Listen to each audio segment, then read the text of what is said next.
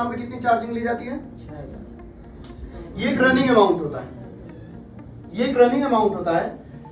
आपकी hostel fees का amount होता है 5,000 रुपए से लेकर के 6,000 रुपए के बीच में, ठीक है।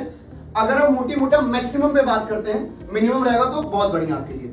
अगर 6,000 रुपए महीने पे बात करते हैं तो बच्चे के एक दिन का खर्चा कितना आया?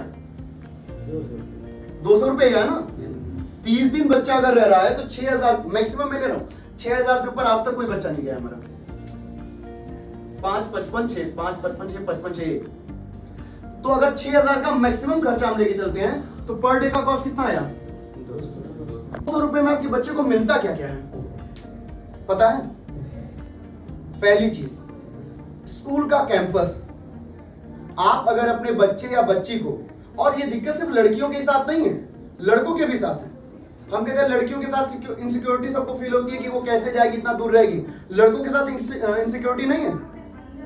आपका बच्चा, आपका लड़का मान लीजिए उत्तराखंड के किसी कॉलेज में पढ़ रहा है और कॉलेज से 8 किलोमीटर दूरी पे उसका रूम है और डेली शाम को जाता है वो अपने किराने के सामान खरीदने के लिए, और किसी दिन किराने वाली दुकान से उसकी बहस हो गई, उस लड़के को उस किराने वाली दुकान के पास कौन सपोर्ट करेगा? कोई है करने वाला? मकान मालिक करेगा उसे सपोर्ट? कभी नहीं करेगा। एक लड़की, आप उसे मान लो उत्तराखंड भेज दिए, पंजाब भेज दिए, चंडीगढ़ भेज दिए, मुंबई भेज दिए, कहीं भेज दिए पढ़ने के लिए। रात के 8 बजे आपने उसको कॉल किया और उसका कॉल नहीं लगा, अब आप क्या करेंगे? किसे आप कॉल करेंगे? हम कह रहे हैं आप मकान मालिक को कॉल कर लेंगे, भाई लैंडलॉर्ड को बोल देंगे कि भैया हमें जरा अपडेट दे दीजिएगा। क्या वो डेली अपडेट देगा? क्या आप इस चीज की गारंटी लेंगे कि आपकी लड़की जिस जगह रूम लेके रह रही है उसके बगल के सारे रूम्स कोई ना कोई लड़कियां ही ली हो? इसकी कोई गारंटी हो सकती है? और गारंटी लेनी है तो आपको फिर पीजी लेनी पड़ेगी, और पीजी का खर्चा कितना आता है? कम से कम 10 से 12,000 रुपए मिनिमम। हम इस 200 रुपए पर डे में क्या देते हैं? कॉलेज का कैंपस, मतलब कम से कम उसका हॉस्टल 1 एकड़ में फैला होगा, कॉलेज 1 एकड़ में फैला होगा, तो उसमें एक पार्ट पर बॉयज हॉस्टल फर्स्ट एंट्री पे और लास्ट एंट्री पे गर्ल्स हॉस्टल, या फर्स्ट एंट्री पे गर्ल्स हॉस्टल और लास्ट एंट्री पे बॉयज हॉस्टल, ये बाइफर्केशन रखा जाता है नहीं ना। मतलब गर्ल्स के लिए अलग और बॉयज के लिए अलग व्यवस्था।